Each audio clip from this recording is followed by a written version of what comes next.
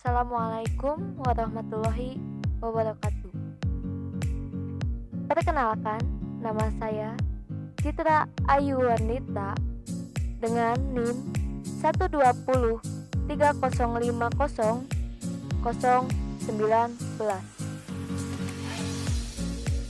Prodi Ilmu Hukum, kelas 1A, Fakultas Syariah dan Hukum, Universitas Islam Negeri Sunan Gunung Jati, Bandung. Di sini saya akan menjelaskan atau sedikit memaparkan tentang sumber hukum formal.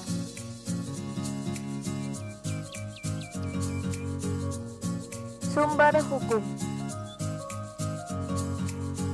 Sumber hukum menurut Kamus Besar Bahasa Indonesia menerangkan bahwa sumber hukum adalah segala sesuatu yang berupa tulisan, dokumen, naskah, dan sebagainya yang digunakan suatu bangsa sebagai pedoman hidup pada masa tertentu.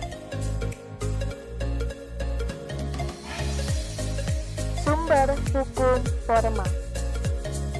Sumber hukum formal yaitu sumber suatu peraturan memperoleh kekuatan hukum. Sumber-sumber hukum formal membentuk pandangan-pandangan hukum menjadi aturan-aturan hukum dan mengikat. Sumber hukum formal meliputi yang pertama, undang-undang. Undang-undang adalah peraturan negara yang mempunyai kekuatan hukum mengikat yang diadakan dan dipelihara oleh penguasa negara. Contohnya, Undang-Undang Dasar 1945. Menurut Bay, undang-undang mempunyai dua arti. Yang pertama, dalam arti formal. Dalam arti formal, undang-undang adalah setiap keputusan pemerintah yang dilihat dari segi bentuk dan cara terjadinya dilakukan secara prosedural dan formal. Yang kedua, dalam arti materi. Dalam arti materi, undang-undang adalah setiap keputusan pemerintah yang menurut isinya mengikat setiap penduduk secara umum.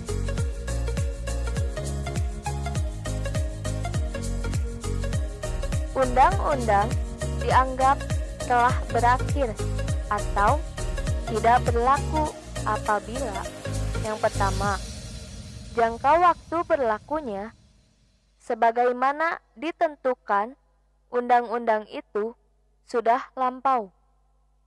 Yang kedua, keadaan atau hal yang menyebutkan bahwa undang-undang itu diadakan sudah tidak ada lagi.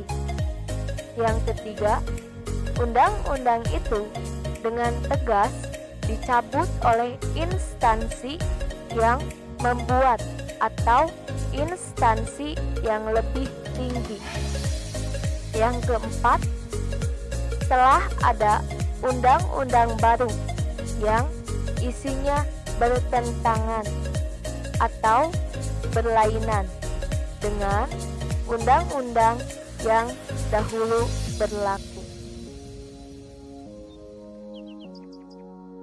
Yang kedua, kebiasaan. Kebiasaan adalah pola tindak yang berulang mengenai suatu hal atau peristiwa yang sama atau memiliki kesamaan yang terjadi dalam masyarakat dalam bidang kegiatan tertentu.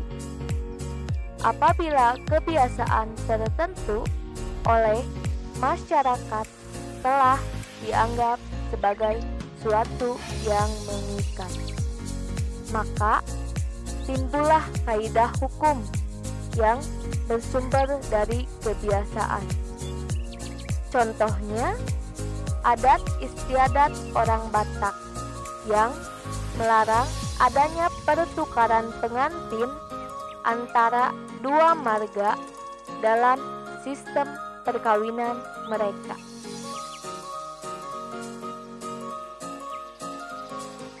Suatu kebiasaan dianggap hukum jika a. tindakan berulang, b.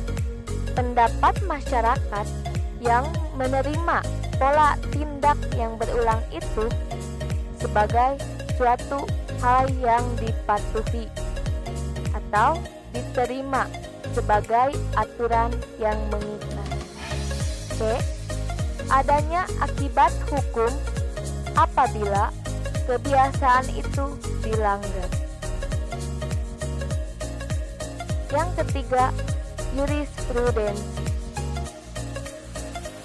Jurisprudensi atau judge-made law adalah segala macam keputusan hakim dari masa lampau atau masa lalu terhadap sebuah perkara yang sama, sehingga dijadikan keputusan oleh para hakim di masa kini.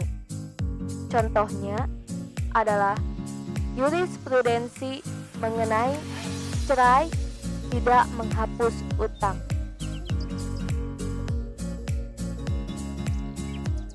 Alasan mengapa hakim di Indonesia mengikuti keputusan hakim sebelumnya.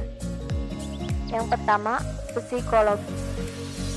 Adanya perasaan takut atau khawatir di dalam memberikan putusan. Yang kedua, praktis. Daripada mencari hukum baru lagi, akan dinilai salah oleh hakim yang derajatnya lebih tinggi. Yang ketiga, penyesuaian pendapat dengan putusan hakim terdahulu.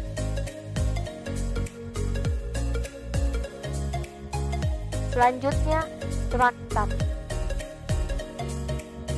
Traktat adalah perjanjian yang diadakan oleh dua negara atau lebih yang mengikat tidak hanya kepada masing-masing negara itu, tetapi mengikat pula terhadap warga negara dari negara-negara yang berkepentingan. Contoh, keputusan batas wilayah darat, laut, udara, atau hubungan diplomatik. Macam-macam traktat. Yang pertama, traktat bilateral. Traktat yang diadakan hanya oleh dua negara. Misalnya, perjanjian internasional yang diadakan antara pemerintah Republik Indonesia dengan pemerintah Republik Rakyat Cina. tentang kewarganegaraan. Yang kedua, traktat multilateral, yaitu perjanjian internasional yang diikuti oleh beberapa negara.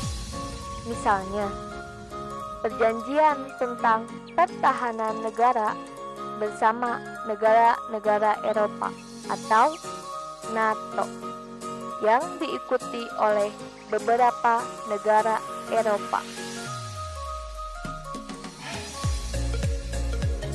Tahap-tahap pembuatan traktat. Yang pertama, perundingan atau negosiasi. Suatu tahap di mana negara-negara peserta traktat melalui wakil-wakilnya merundingkan ketentuan-ketentuan yang akan dirumuskan atau dicantumkan dalam perjanjian. Yang kedua, penutupan. Negara-negara peserta dengan wakil-wakilnya telah menyetujui ketentuan-ketentuan yang akan masuk yang dicantumkan dalam perjanjian. 3. Penandatanganan. Di sini tergantung pada sistem masing-masing negara. Apakah cukup oleh menteri saja, atau presiden saja, ataukah harus oleh ketiganya? Yang keempat, penyimpanan atau pertukaran dokumen. Perjanjian bilateral cukup dengan pertukaran dokumen, sedangkan perjanjian multilateral ditentukan di mana dokumen itu akan disimpan. Selanjutnya, doktrin. Doktrin adalah pendapat seseorang atau beberapa orang sarjana hukum yang terkenal dalam ilmu pengetahuan hukum. Doktrin dapat menjadi dasar pertimbangan hakim dalam menjatuhkan putusannya. Doktrin yang dikemukakan oleh tokoh terkemuka. A. Doktrin Trias Politica dari Montesquieu mengatakan mengenai kekuasaan negara dibagi menjadi 3 lembaga. Lembaga legislatif atau pembuat undang-undang, lembaga eksekutif atau pelaksana undang-undang, lembaga yudikatif atau pengawas pelaksana undang-undang atau kekuasaan mengadili. Lembaga-lembaga tersebut harus dipisahkan antara yang satu dengan yang lainnya. Tidak boleh adanya kerjasama. Yang kedua, doktrin mazhab. Sejarah oleh Karl van Sapigi. Hukum bukan ciptaan atau dibuat oleh manusia, melainkan hukum itu ada dan tumbuh bersama-sama dengan berkembangnya masyarakat. Doktrin dasar berdirinya PBB yang disponsori oleh Woodrow Wilson. 14 poin. Untuk memudahkan tercapainya perdamaian, diperlukan adanya kerjasama dan perserikatan antar bangsa-bangsa dengan hubungan diplomasi terbuka. Yang terakhir, agama. Dalam hukum Islam, yang menjadi sumber hukum Islam adalah yang pertama, Al-Quran. Al-Quran merupakan hujjah atau argumentasi kuat bagi Nabi Muhammad SAW dalam menyampaikan risalah kerasulan dan pedoman hidup bagi manusia serta hukum-hukum yang wajib dilaksanakan. Hal ini untuk mewujudkan kebahagiaan hidup di dunia dan akhirat, serta untuk mendapatkan hikmah dari Allah Subhanahu wa Ta'ala dan untuk lebih mendekatkan diri kepada Allah Subhanahu wa Ta'ala. Yang kedua, as-sunnah.